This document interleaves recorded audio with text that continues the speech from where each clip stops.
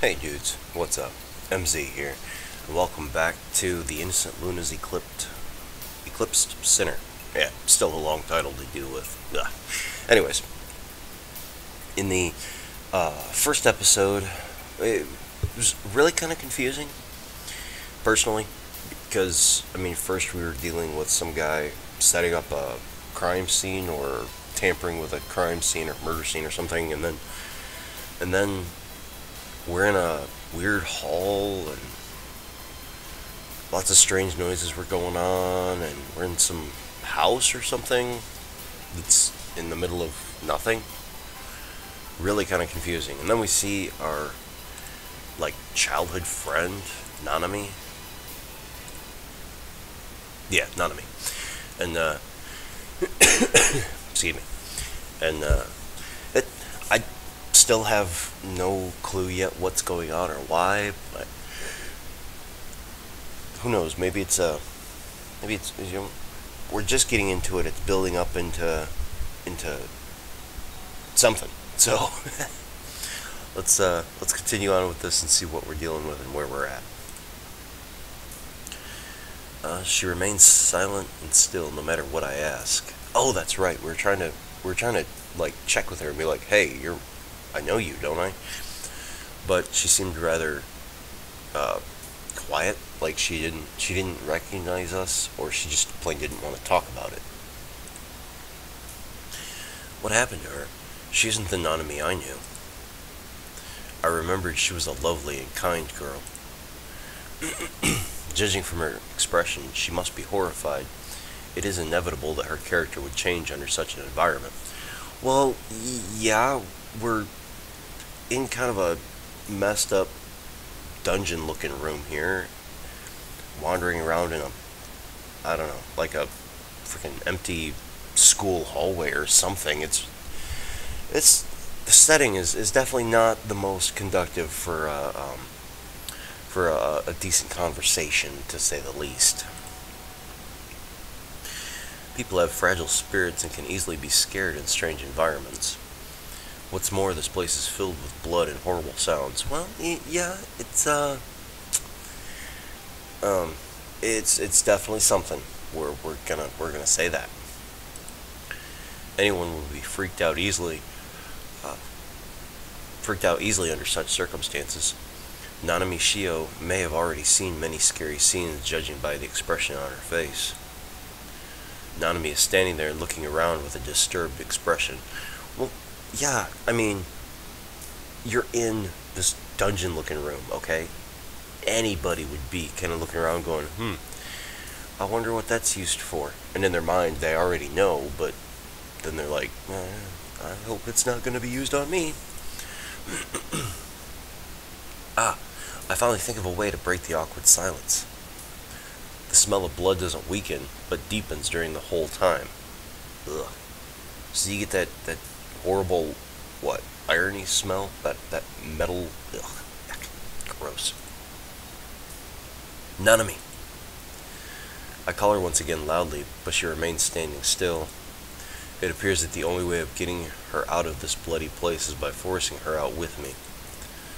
Suddenly, there's a strange sound in the corridor. The scary sound creeps me out. There's no doubt that Nanami is in great shock. I can clearly see that she's trembling.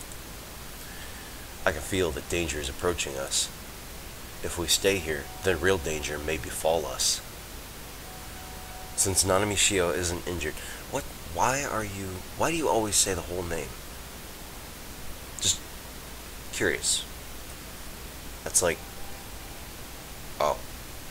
Anyways, since Nanami Shio isn't injured, the smell of blood must be coming from somewhere else. I better check the room first. The only place that hasn't been checked is the place where Nanami is standing, so I need to approach her first. Nanami, don't move. I'll come over. Ooh, she looks scared. No, don't come here. When I'm about to come over to her, Nanami screams at me all of a sudden. The thunder blasts again. I'm totally shocked by her scream and the sudden thunder. I flinch and can't move one step forward. I want to step forward, but because of the fear, I can't control my legs. Nanami, Don't be afraid. You'll be fine with me. Oh, jeez. We got a death flag going on here now. Why do people say things like that in these situations? I understand you want to console someone or you want to reassure them that things are going to be okay, but really, it, well, even though I say this to comfort her, I'm filled with fear too. I feel like I don't know her at all. I have no idea what's going to happen. Oh, she's crying. Oh. Oh, get going. You made her cry. Jeez. Nanami. I notice she's crying, with tears dripping from her cheeks. She must be really scared now. I should rush over to protect her right now. Nanami, don't be afraid. I won't hurt you. I start to comfort her while moving towards her slowly. Yeah, but she might... Who knows how long she's been there? She might know something. I mean... I don't know if we're dealing with the spirit realm here.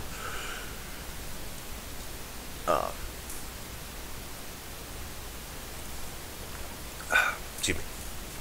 I don't know if we're dealing with the spirit realm here or if we're dealing with some kind of a supernatural force, or if this is one really messed up connected dream. But if she's been here any amount of time longer than we have, she may know some stuff, and you might be better off. I won't say that because that's just mean. This time she doesn't strongly reject me. Instead, she stands there and cries. I promise, I will take you out of here. Oh, jeez. Death flag. She's not going to make it out. I know that's a mean thing to do right now, and try and predict that, but something tells me that something bad is going to happen to her now. She's my childhood sweetheart. I can't sit idly by without lending a helping hand. I come to her without her acknowledgement. She can't stop crying, and tears keep dripping down. Nanami is very adorable even while crying. I suddenly have the urge to hug her and kiss her. What? What? Really? Sorry. But this is not the time nor the place for that. Maybe once you get out, okay? Yeah, but not here. Oh, thank you. Thank you for correcting yourself. I really appreciate that. What am I thinking at a critical moment? Now we are still in danger. My mind can't be occupied with her loveliness right now. Nanami, are you okay? I try to bring her back to reality. I grab her shoulders with one hand and pat her face with the other. What? You pat her face with the other? Dude, whoa. Whoa. That sounds strikingly close to slapping her to try to get some sense into her. That's not cool. Not cool. But Nanami still has no reaction. She doesn't even look at me. I would suggest taking her by the hand and running with her, but that's me. The sight of her helplessness tears at my heart. After wiping her tears, I start to check every corner of the room. Ooh. What? Some deformed remains are piled in the corner behind Nanami. Whose are these? Now I'm taken aback. I find the dead's 4 limbs cut into pieces and their heads smashed. Ooh. Ugh. But judging from the cut open chest, the dead is a girl. There's no means for me to identify the dead since her remains are a mess. Ugh. Well, that's just nasty. So we're definitely dealing with like a really messed up place. Nanami must be scared by the remains. It's too much for a girl. But why would you make that statement? So the scream makes sense, but even with the truth revealed, we are still strongly overwhelmed by uneasiness and horror. Why is this happening? Yeah.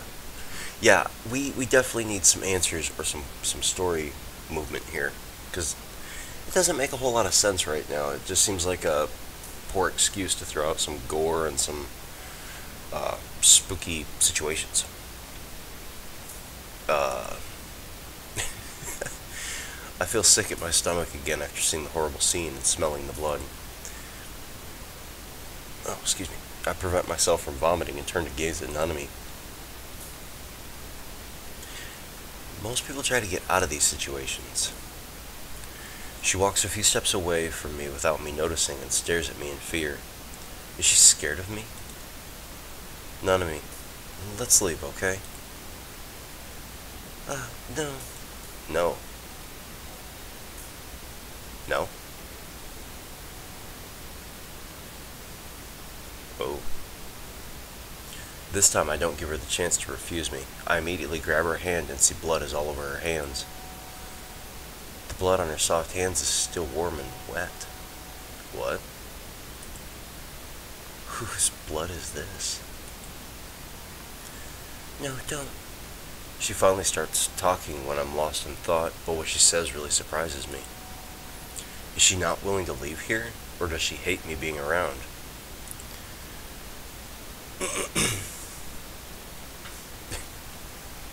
Be good. It's very dangerous here. I'm taking you out of here right now.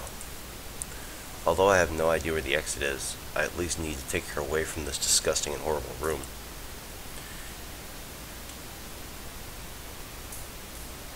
No, I won't go. Please, please. Why won't she go? Nanami once again sheds tears. I'm confused and don't know what to do. Sorry, I don't understand. This is such a dangerous place. Yuito, please. Nanami, tell me what's wrong. I will help you. Yuito, please kill me. Wait, what? What? I'm lost.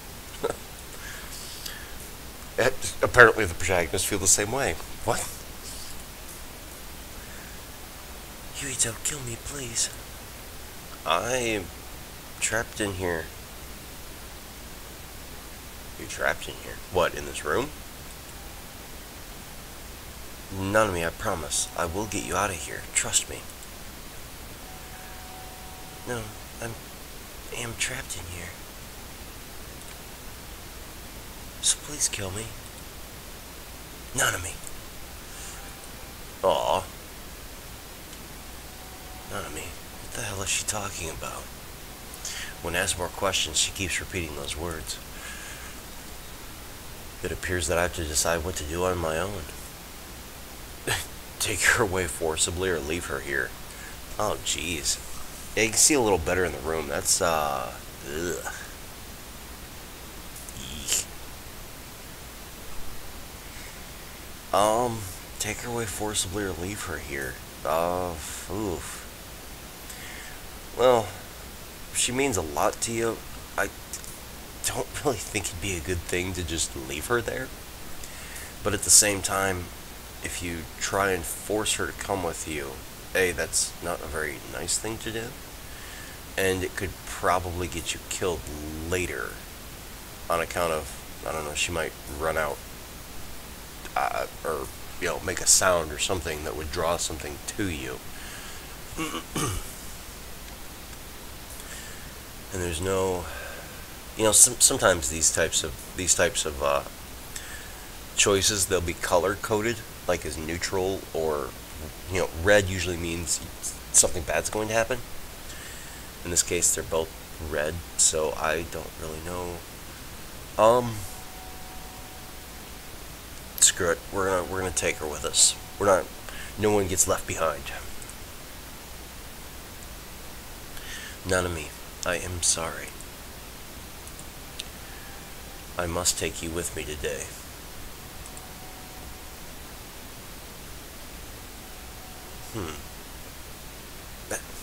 What? Before she realizes it, I'm already carrying her on my back.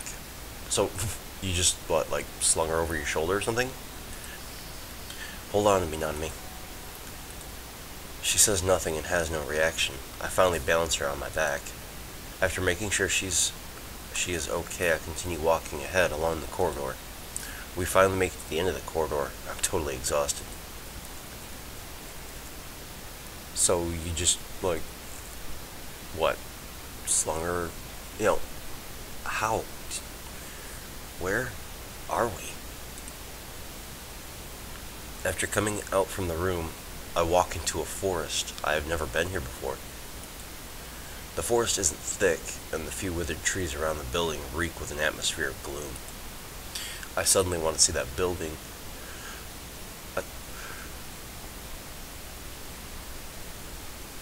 Oh, sorry, I had to reread that a few times. Wow. I'm having such an issue with reading today. I suddenly want to see what the building looks like, so I turn around and look back at it. But I only see gloomy darkness and can't even see its outline clearly. Yeah, we're definitely dealing with some weird spirit realm stuff.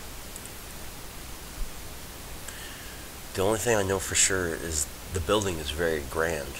After all, I've walked forever in it. How did I come here? Who brought me here? I need to figure these out, but time is ticking away. The rain is pouring and we have no choice to hide. The building we just got out of is not an option. I feel much safer spending the night outside than staying inside the gloomy building. Besides, with the forest being sparse, I can easily detect danger around us.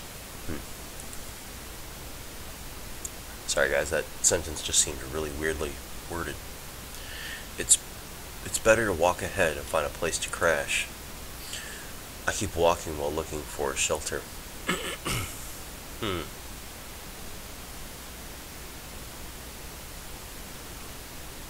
Wow. That's actually a really nice scenery CG.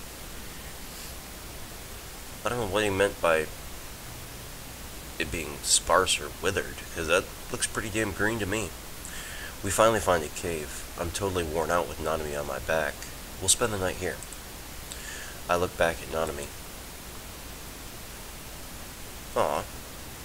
She falls asleep with her eyes closed. After going through all the shock, she must be very tired. Also, maybe just being in that gloomy place, she left all hope. Or lost all hope. She, didn't know how to get out.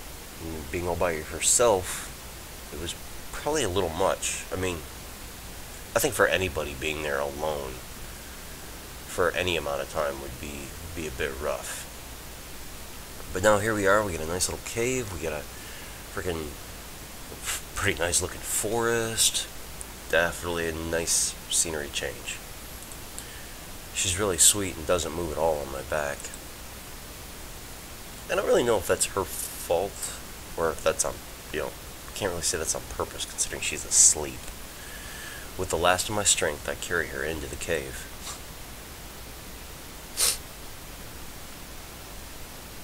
I put Nanami on a clean rock in the cave. I suddenly feel something is wrong. Oh, jeez. So we get out only to get to a cave where something else is wrong. I take a good look at her and find her body is bloodstained. How is this possible? We're dealing with some weirdo spirit realm stuff. So could it be that our protagonist or our hero is actually cut or stabbed and is dead, and now he's just kind of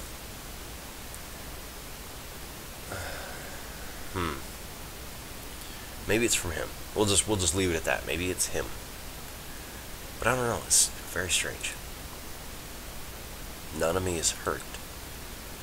Nanami. She's in a deep sleep and does not respond. Nanami, wake up. How did she get hurt? She was fine just a minute ago. I fear something is wrong, and I start to shake her in hope of waking her up. But nothing works. When I check on her, she has no signs of breathing. What the hell? So we quote unquote save her just to have her die? Well, that explains why she wasn't freaking moving. Oh jeez. This is messed up. Her body is cold. I recall the words she said when I took her out of that room. No, I am trapped in here. So please kill me. So maybe she couldn't leave? Nanami. She probably foresaw her death at that time. Later, I check her body carefully and find a giant wound on her belly. What? What? Wait a second. Wait. She was fine when we looked at her before, and now she's not fine. Was she linked to that room? Or that place? I should have realized her wound when I saw the blood on her hands, but I simply thought the blood was from other people. I deeply regret my carelessness, Nanami. I'm really sorry, it's my fault. You would have been fine if I had discovered your wound earlier. Nanami, I'm sorry.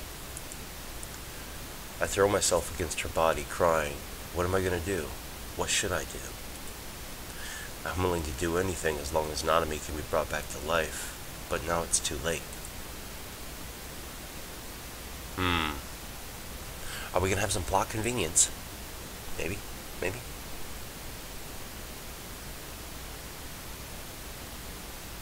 Hey!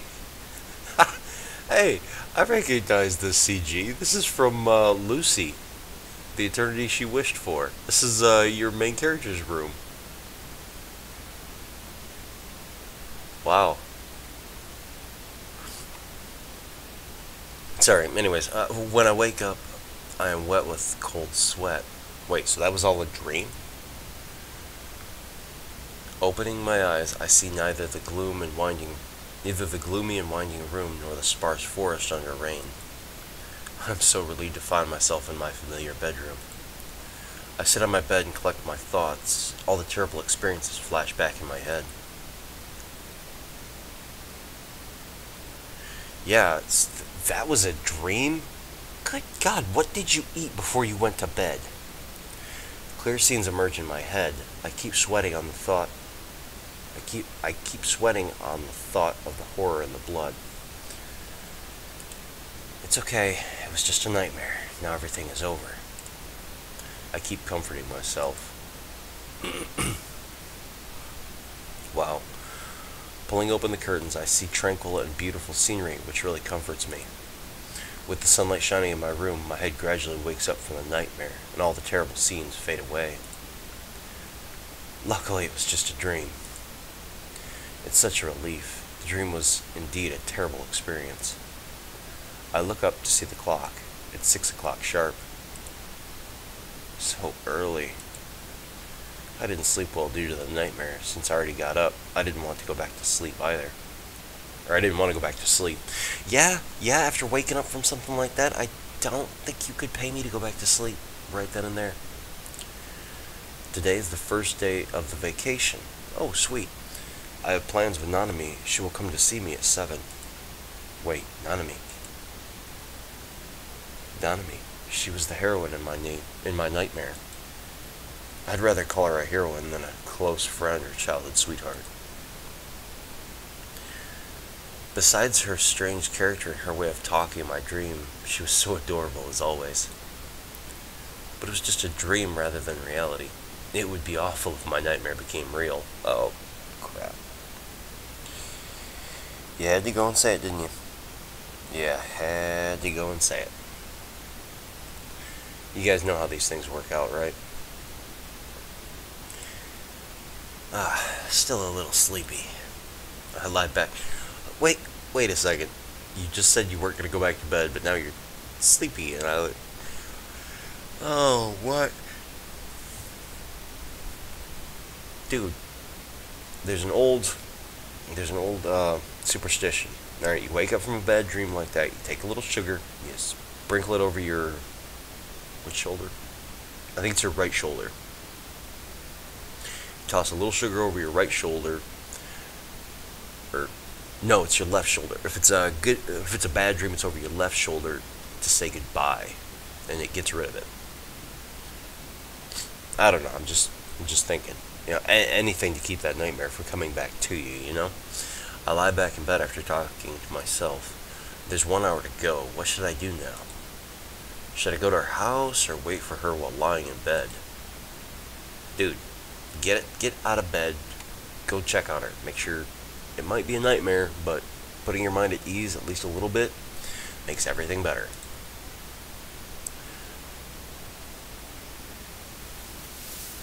After deciding to go to Nanami's house, I'm quickly on my way.